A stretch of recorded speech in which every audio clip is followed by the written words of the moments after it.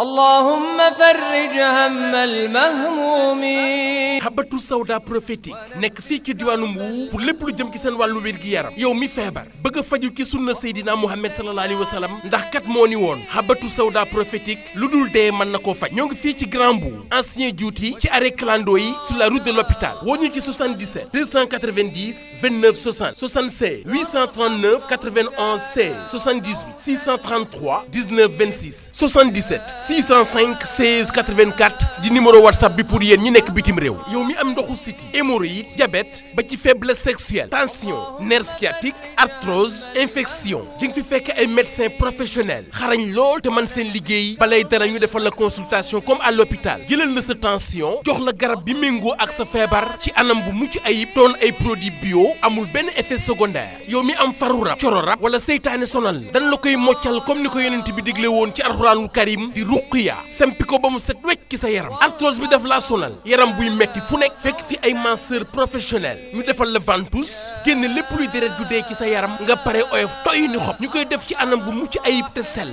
méngoo ak jamono ak ay produits bio yuy def réaction ci sa biir yaram pour plus de renseignements veuillez nous contacter au 77 290 29 60 76 839 91 16 78 633 19 26 77 605 16 84 di numéro WhatsApp bi pour yéen ñi nekk bitim réew topp ci digle Yonent bi sallallahu alayhi wa sallam ci wàllu faju tey farata